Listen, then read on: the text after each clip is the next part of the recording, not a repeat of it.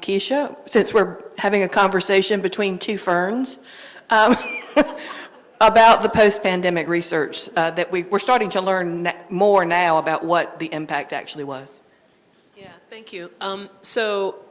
Myself and Kristen, we both have our own children. I have 3 children, and so at that time, we had in my house 2 in high school, a freshman and a senior, and then my son was in college.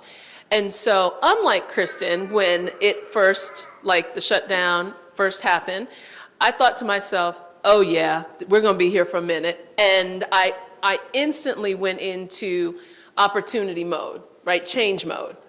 Ooh, as bad as it was, this could be a wonderful opportunity for us to start thinking differently.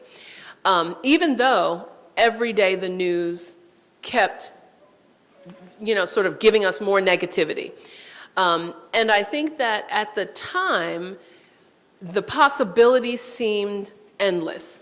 We had so much that we could do, and now where we are, I do feel like we've taken this, we had this moment where we were headed up, and now we've kind of plateaued back again.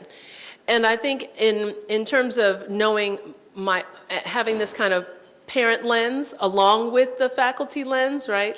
I think I've seen that while it's important to remember that the focus of school in many ways is achievement, it's wrapped up in all of those other social emotional connections that we maybe have not focused on as much, but we know that that cannot be a conversation without thinking about the achievement as well. So great, we've got all this information, these NAEP scores, but within that, we also have to remember that achievement is one small piece of all of these other whole child dynamics that we also need to think about.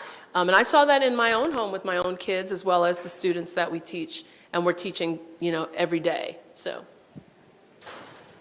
So when Keisha and I talked about this presentation, we kind of agreed that we want to focus just briefly on the problem, because I think we're all aware of the problem, but we don't want to minimize the problem by any means. But I think we need to move forward and start really talking about solutions.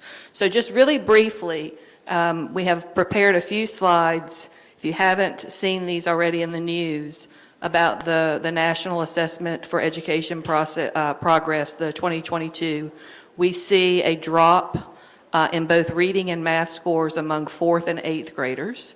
Those are the 2 grade levels that are tested with this assessment. And then if we look at learning loss by race and ethnicity, we see that the largest learning losses were predominantly in math, and Black students had significant learning loss in math compared to white students. So just, this is the problem. This is a snapshot of the problem. It's really nothing new. Actually, there's an article that a teacher wrote recently in Education Week that's, why she doesn't really care about these scores, because she feels like, of course they're bad. I mean, we just came out of a pandemic. Students' entire education was disrupted. I mean, what were we expecting? So that's the problem. So in our chapter, we talk about the rebirth of education post-pandemic. And we talked about kind of 3 phases that we saw this kind of rebirth going through: reclaiming, refocusing, revisioning, and rejuvenation. So we're going to talk a little bit about what we see happening at those 4 different phases, and hopefully those activities that can happen at these different phases will inform and support viable solutions to resolve these issues. So I'll start with reclaiming. I think one of the biggest problems in education right now is that the decision-making is coming from outside the classroom, and the decision-making is coming from folks that are far removed from the classroom. like our policymakers. For some reason, people think, well, I attended school, my children attended school, I know what goes on in school. No, they don't know what goes on in school. So we really, in terms of reclaiming, educators are professionals, and we need to reclaim our profession. We need to elevate teacher voice. I believe Dr. Horsford said the other day something that really resonated with me, and it's, there are voices in the inside that have solutions, but those voices are unheard. Right? I think they're heard, they're just not valued.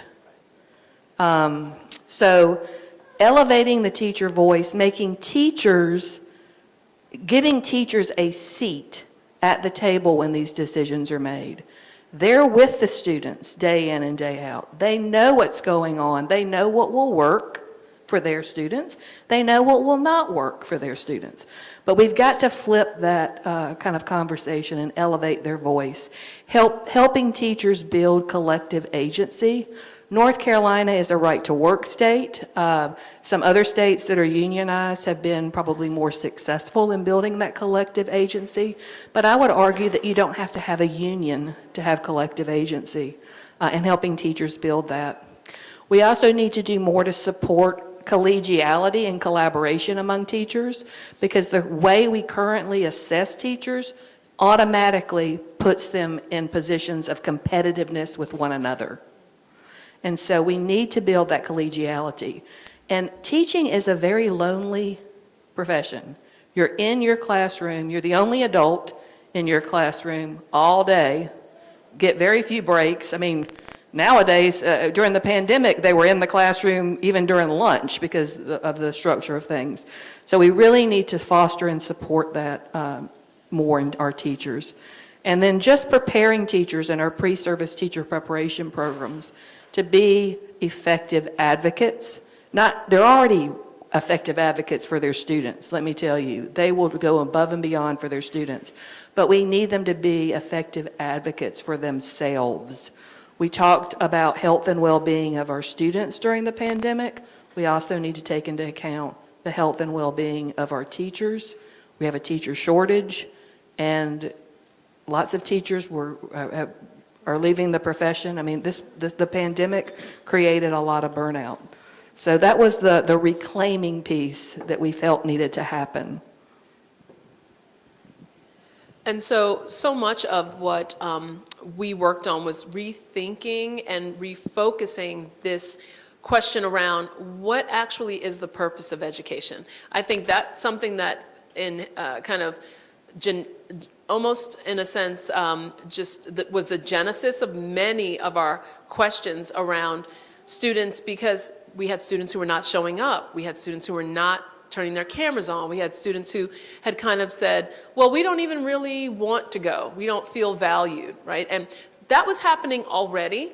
COVID just impacted it and compounded the issue. And so asking the question, so if we are moving toward this idea of opportunities and building opportunities out of this pandemic for education, what then is really the purpose? In Durham, my kids and Kristen's children went through Durham Public Schools, and in Durham Public Schools, we had Wellness Wednesdays, right? Not just for the students, but also for the teachers. So here's this idea of rethinking. Do we actually need a 5-day school day, right, school week? If we're able to focus on a whole day to support your wellness, maybe we don't. Right? And so what's the purpose of education? Obviously, some of the latent functions that came out of the pandemic was people realizing teachers are really important, not just because they teach our kids, but because it allows us to have a workforce that can, get back and give money back to the economy. And so all of a sudden, everybody's like, woohoo, education, this thing we really took for granted. Teachers have it really hard. I can't tell you the number of times parents would say that. I'd see some BuzzFeed article. Oh my God, we need to pay teachers more. Yes, we do. But that's not just because of the pandemic, right? So this idea of thinking through what is the actual purpose, of education, not just teaching, but education.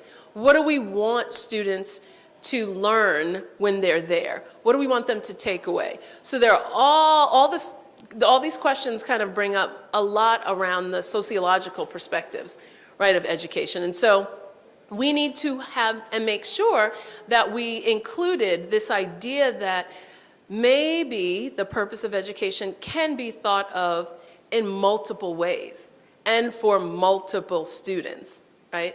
I think in one of the next slides, we really brought out in the chapter this idea that one size fits most is never going to work. It didn't work before the pandemic, and it certainly will not work after, because now we see that there are lots of other options for how we educate. And so, just focusing on the academic is no longer going to work. So there's an opportunity for us to think through the total child. Are we really giving kids at all grade levels what feeds their souls, not just their minds, right? And that's part of the purpose of education. I know that Kristen and I have talked often about how we've changed as professors because of the pandemic. We were always, and our department is always one of the best known departments on campus for having professors that really show that they care. Well, out of this, sort of circumstance, because I also had kids who were saying, oh my God, my teachers are doing X, Y, and Z.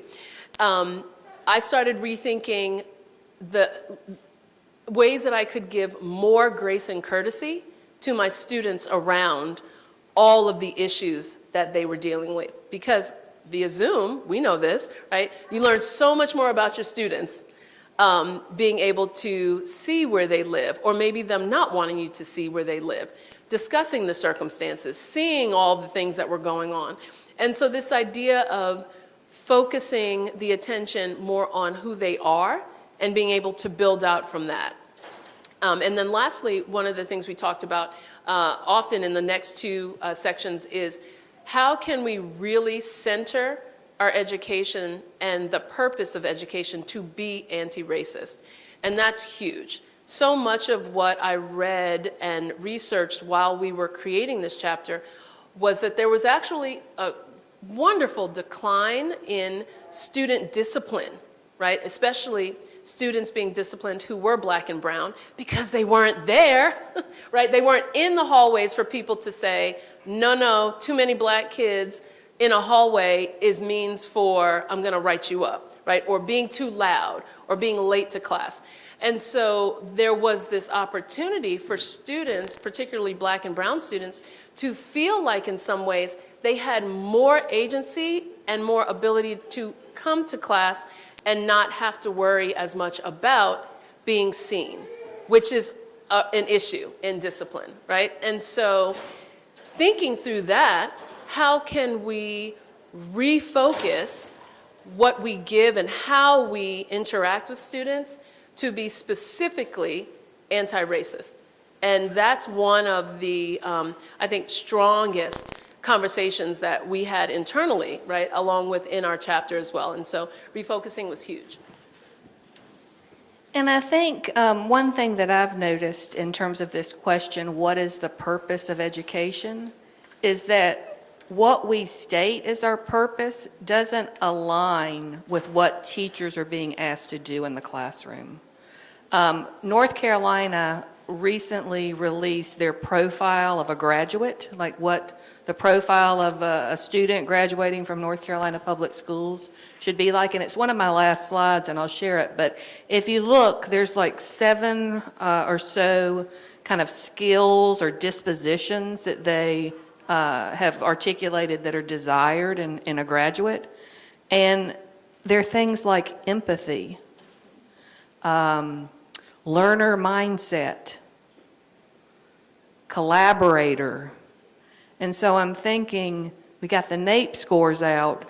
Do you think the focus from above in the classroom is going to be on empathy, learner mindset, all these things? No. It's going to be on, unfortunately, intensive tutoring, to get students where they need to be academically. Nothing in that profile talks about academics. It's all about skills and dispositions. And to me, that's kind of what we need to capture. You know, moving beyond meeting workforce needs and seeking to improve the human condition, the heart, the mind, and the soul. I think that that's really critical. The next phase was revisioning, and so this is putting equity at the heart rather than the periphery. I think a lot of times equity is seen or addressed through sort of add-on, kind of tangential programs rather than really, at the heart of what we do. And then I think it's also important that we recognize that the education system is a system within lots of other systems and is connected to lots of other systems. But whenever something goes wrong, it's the education system that is scapegoated. It's the education system that's created the problem. It's the education system is going to be tasked to solve the problem. The education system can't do everything. And we're being asked to do more and more in terms of dealing with students who come from low socioeconomic households. We've got to feed those students. We have to make sure that their mental health is where it needs to be. We have to make sure that they're learning, which is something that the education system should be responsible for. But there's just many other things, and the education system can't do it all. So we really need to broaden, too, our conceptualization of the teaching and learning process. And I think technology has really helped change kind of how we conceptualize that. It can't be the best way to get from point A to point B is to drill and kill. It can't be that the outcome that we're only focused on is a test. It has to be an asset-based approach, not a deficit-focused approach.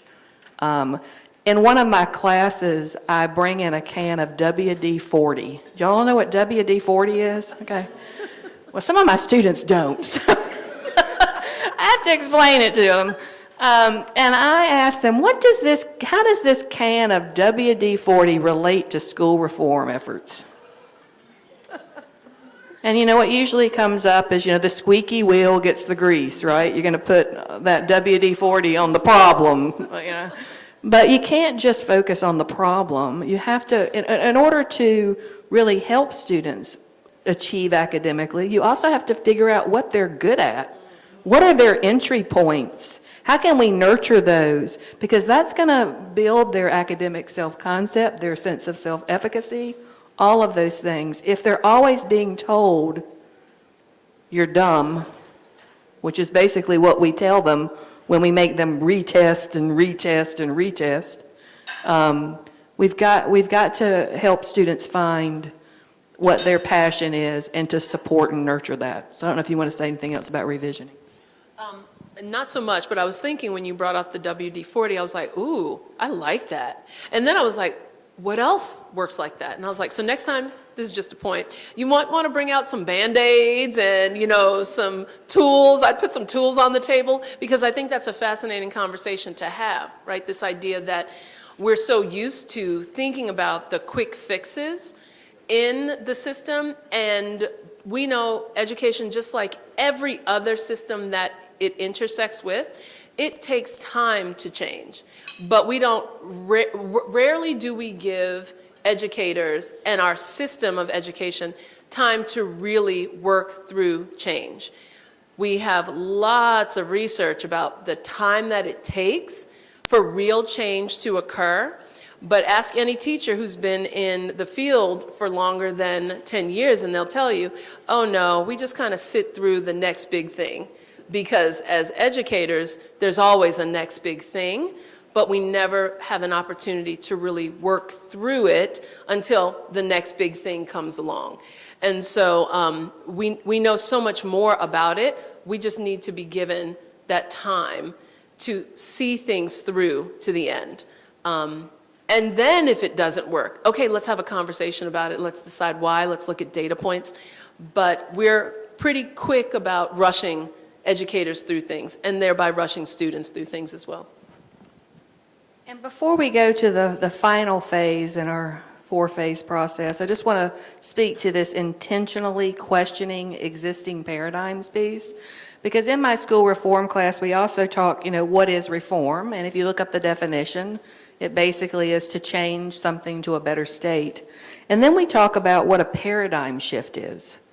And a paradigm shift is a fundamental change in approach or assumptions. I think that assumptions is a big word. And then I ask, can you have real reform without also in tandem having a paradigm shift?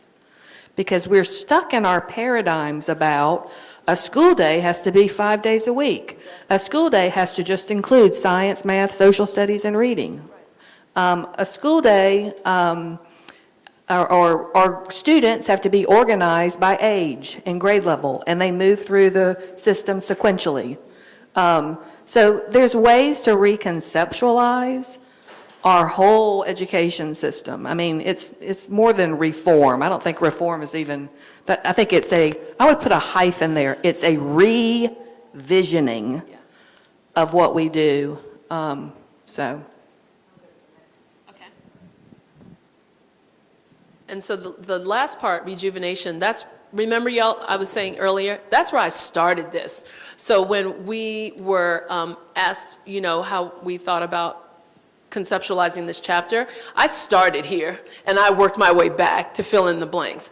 And so many of the ideas that Kristen was sharing earlier, that's what got me really excited about the rejuvenation phase, is what if, all the what ifs, right? What if school wasn't 5 days a week?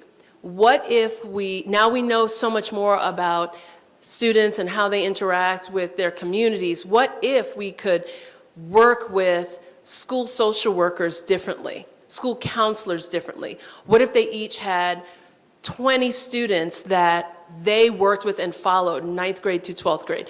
And again, so at the time I had my high school students in my home, my children, and then my college-age student. But I'm also the director of the secondary teacher prep program at Duke, and so much of what I look at are how we design high schools. What if high schools were more about the passions of students and layered the content on top, right? That's where you spark joy and interest, and kids decide that, hey, I actually really do need to be in this place because fill in the blank. So this idea of thinking through all of these opportunities and options that are out there, and they're out there, but the paradigm shift has to occur with it.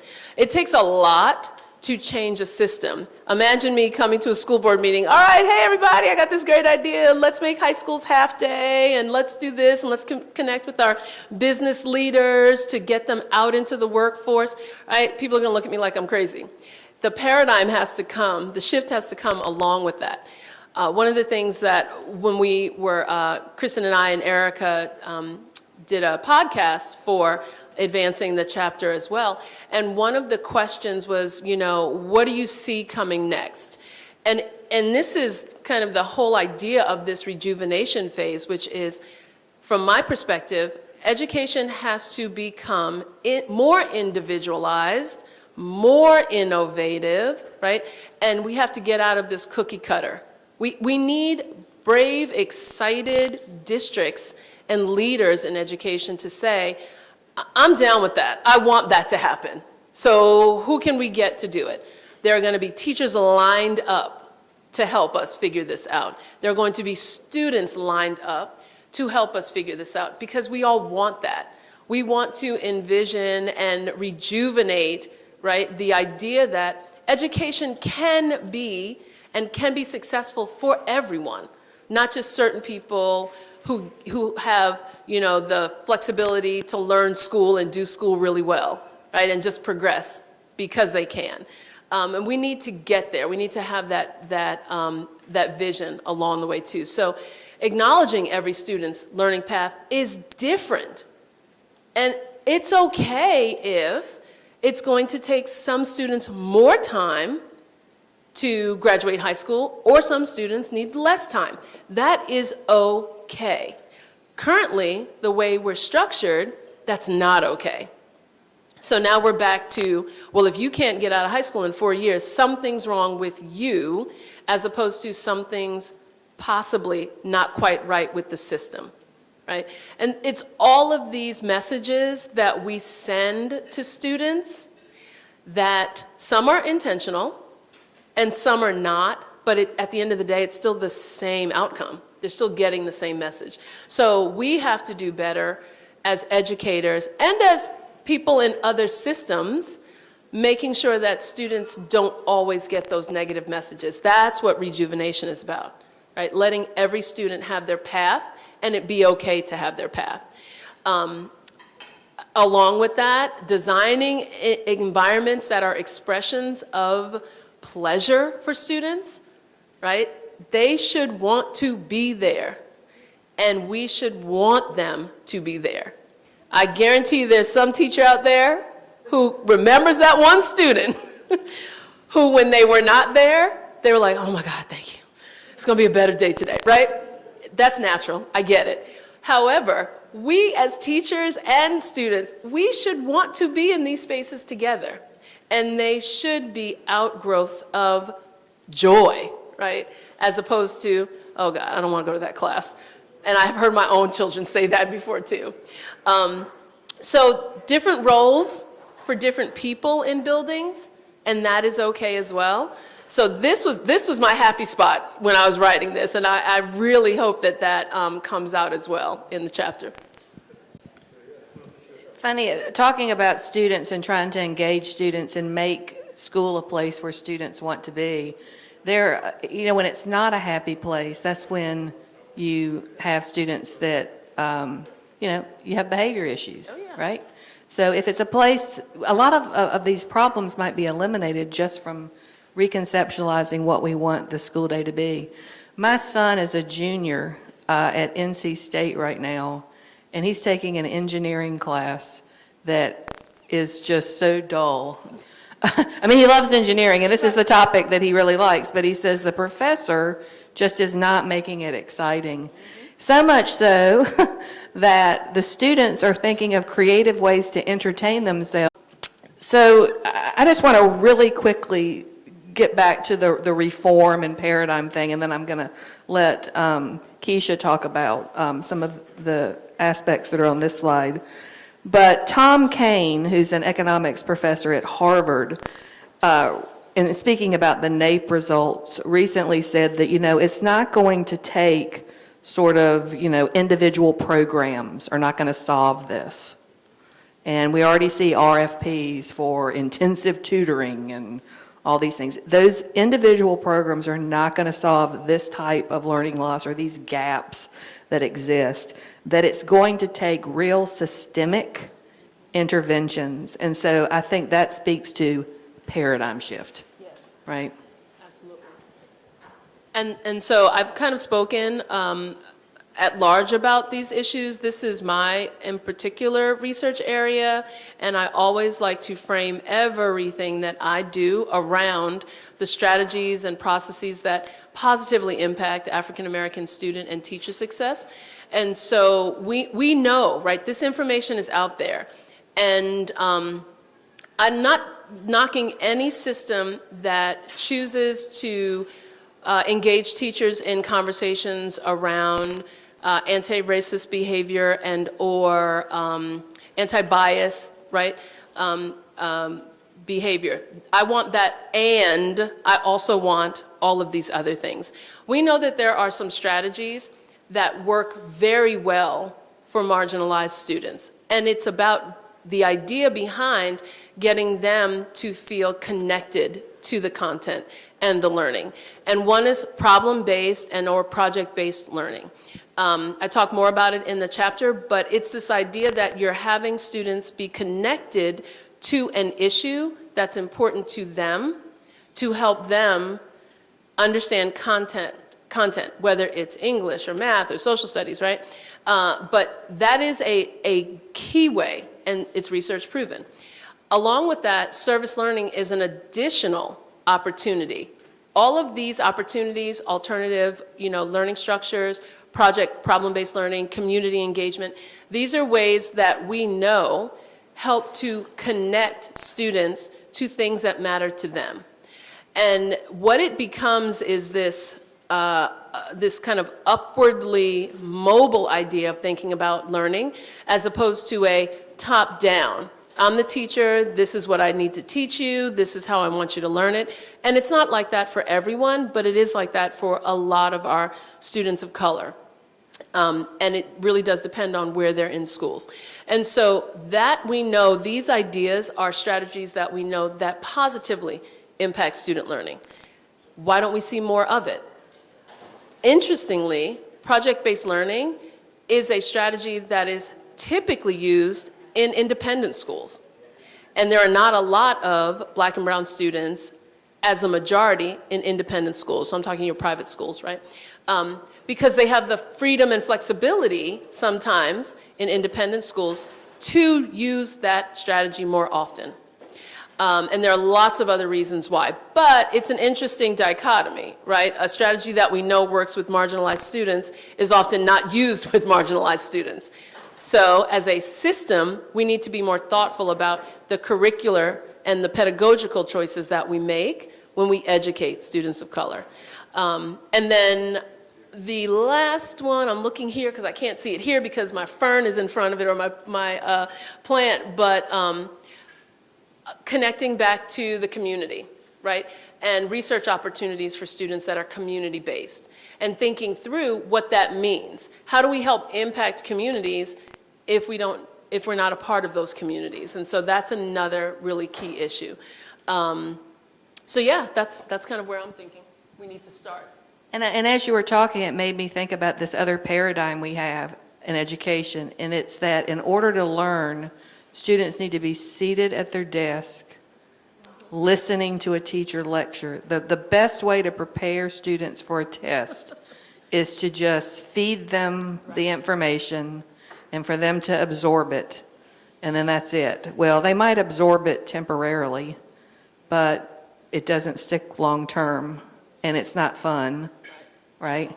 So I think that more teachers would use project and problem-based learning, but they fear that that's not going to be looked on favorably from the school administrator if they come in and students are like in groups and they're all talking and carrying on, in other words. So that whole paradigm of what learning looks like, I think needs to change. And I think we're running out of time. At what time? We're supposed to end at noon? Is that? I'm sure we're over time. Yeah, we're over. So we'll wrap things up. This is the profile of the graduate that I was talking about earlier, that the North Carolina Department of Public Instruction just released like a few days ago. So these are the skills and dispositions that North Carolina says are important for every high school graduate: adaptability, collaboration, communication, critical thinking, empathy, learner's mindset, and personal responsibility. Do you see anything in there about high NAEP scores on math? No. So we need to make sure, and I think these are great, but we need to make sure what we are tasking teachers to do in the classroom aligns with the nurturing of these elements here. So. Agreed. And that's it.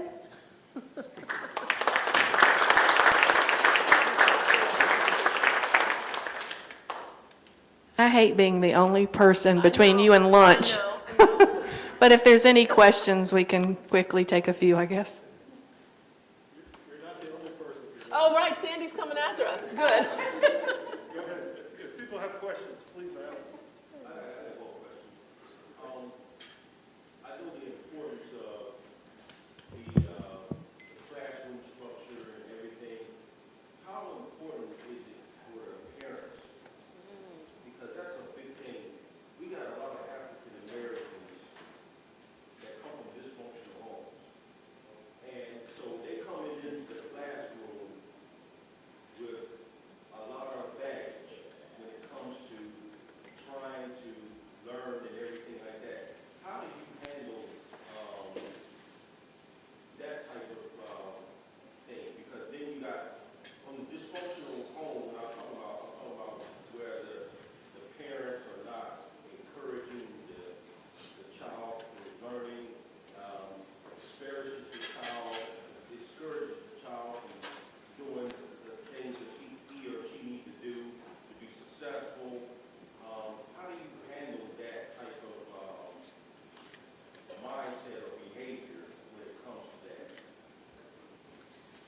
Well, I think teachers have to do a lot of relationship building with families, and that can be difficult at times in terms of families not having access to the school or the teachers, their work schedules, all of those things. I think the pandemic gave parents sort of the opportunity to be a fly on the wall in the classroom in a lot of cases. In other words, and that can be good, but I think we're also seeing how that can be bad, because I think that gave rise to a lot of the revolt around critical race theory, the Don't Say Gay bill, all of these, the banning of books, all of this. But I think it's challenging, but I think every parent wants what's best for their child. They really do. And that's all that teachers want too. And so I think building those relationships and building that trust between teacher and parent is important. And I always tell the teachers I work with, don't just call the parents when there's a problem. Call the parents when something can be celebrated. Because if they're always talking to you when there's a problem, that's, not going to help with the relationship building. I agree 100%. The other thing I will say is I appreciate your question.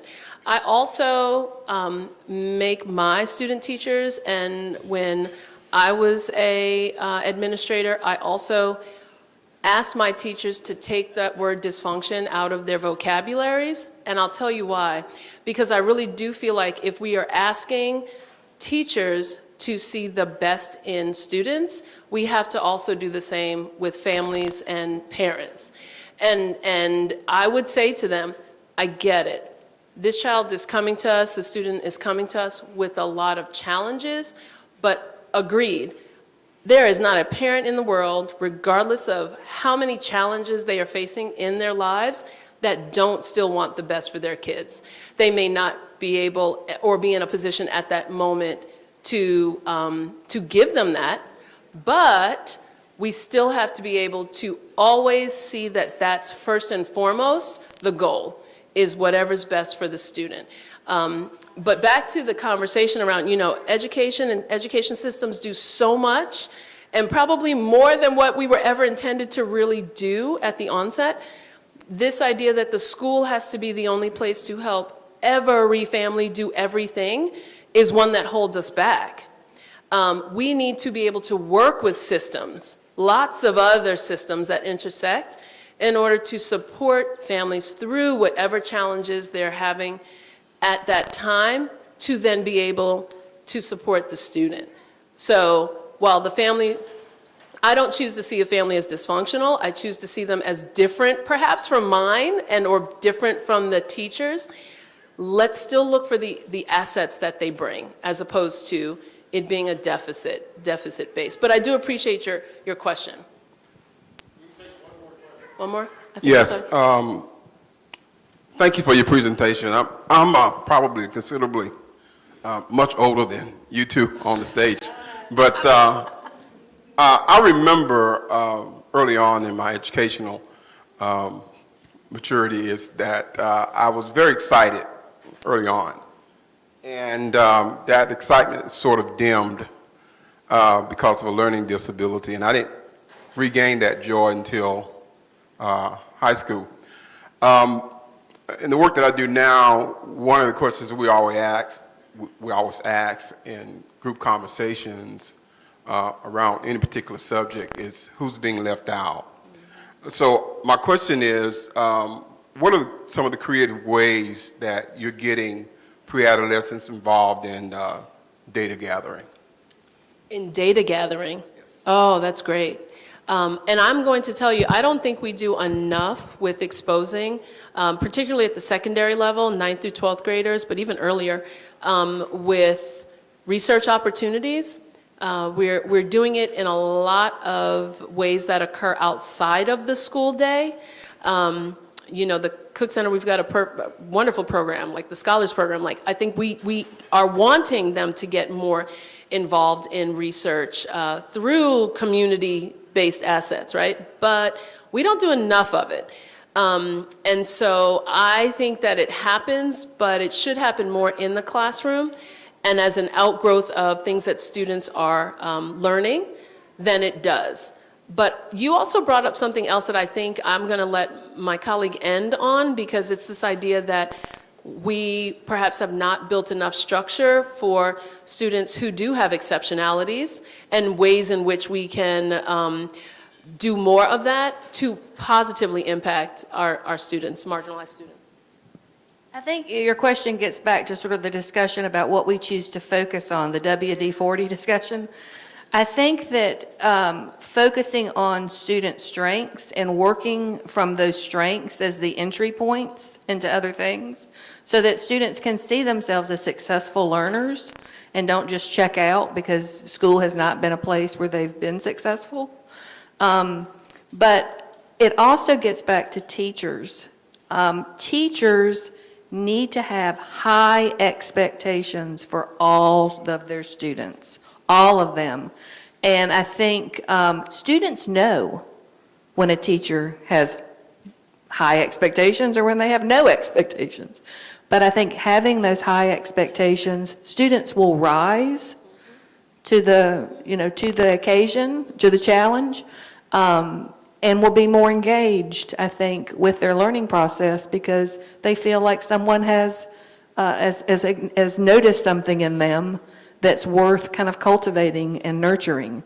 So I think high expectations and really every student should get enrichment at school. There shouldn't be students that are just, getting remediation. Every student should get enrichment at school in order to explore their areas of passion and interest. They have these things now called like the Genius Hour or passion projects, all these things. And I think that lends itself to research, teaching students research skills as they explore topics that are of high interest to them. But I do agree. I think one of the reasons why even our college students come to us with minimal research skills, I think sometimes they haven't had the experiences that they should in high school, is because of the teacher expectations, or because the research is so prescribed, like the research projects that are given to them are so prescribed by the teacher, like do this, then do this, that there's no learner initiative, learner-directed kind of research that needs to be going on. Because research is very learner-initiated, learner-driven. It's not, you will read this article, and this article, and then, write a paper, which is basically what I think you kind of sometimes see. So part of the research process is knowing how to seek out the information you need based on, what your topic is or what have you. So, well, we thank all of you for holding on to us, and hopefully there's a wonderful lunch that's not cold waiting for you, but thank you so much.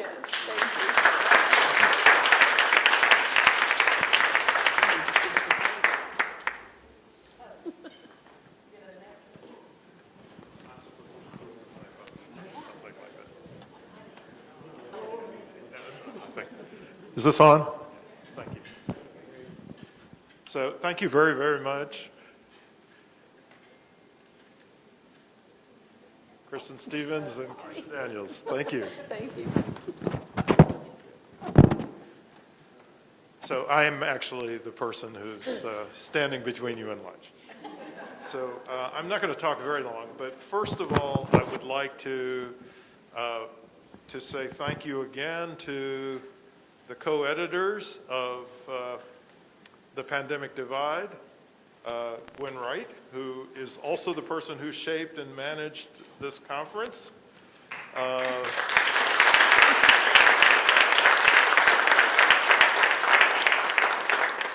She had dedicated support from our grants manager at the Cook Center, Joanne O'Neill, as well as our communications specialist, Maddie Braxick.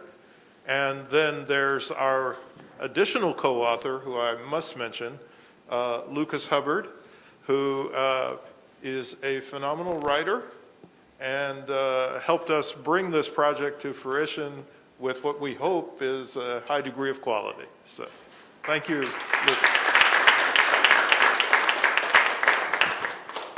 This conference could not have taken place without the partnership with the Robert Wood Johnson Foundation, and I have to emphasize that. So thank you to the foundation for their support. One of our objectives in this conference was to come away with an agenda for policy. So what I would like to conclude with today is a set of observations about some of the policy proposals that seem to have emerged from the conversations that we've had. I'm thinking in particular of Sandra Barnes's discussion with us today that suggested that in the midst of a pandemic, there are certain core social organizations that we need to find the best way possible to have them continue to function without aggravating the spread of the disease. And Sandra Barnes's conversation was about the churches and the trade-off between the cost of loss of our social interactions and exposure to the disease. One way in which we've attempted to try to address that during the course of the pandemic was by having people engage in Zoom activities. And so we need to think about how we can improve that when it's necessary to move away from face-to-face contact. At minimum, we should have access to universal Wi-Fi, but we should also create an environment in which people who are not knowledgeable about using the internet or about Zoom can get support and help in doing that more properly. And we also learned in the course of this conference that many Spanish-speaking families refer to it as Wi-Fi. So, okay. Now, the other theme that came clearly into play in the conversation just now is that it's not a great idea to restore pre-pandemic educational practices. And I would say that there's a more general point here, is that there's a host of social practices that were taking place prior to the pandemic that we do not want to restore. And so to the extent that there's been a disruption in our lives and in our policies that have been caused by COVID-19, perhaps it is in an odd way an opportunity to really turn the corner and do innovative things that needed to have been done before the pandemic took place.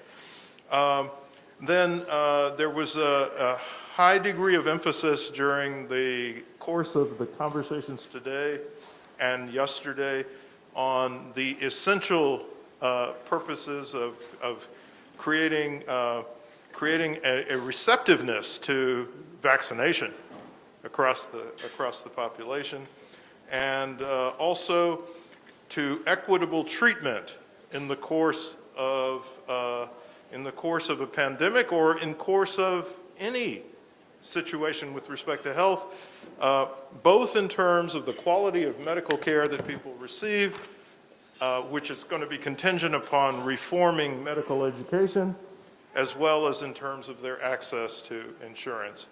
I also think we should highlight Craig Waleed's key point today that we need to end solitary confinement in the prison system. And a final observation returns to something that I tried to emphasize at the very beginning of the conference, is that there needs to be compensatory action or redress for a host of atrocities and harms that have taken place that affect the lives of Black Americans in particular with respect to economic opportunity and economic security. And so the other policy that I would like to leave you with is reparations for Black American descendants of U.S. slavery. Thank you.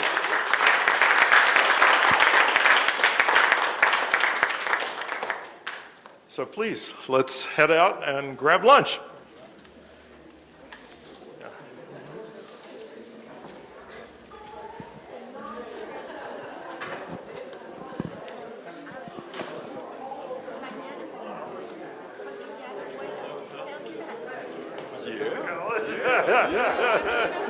Yeah.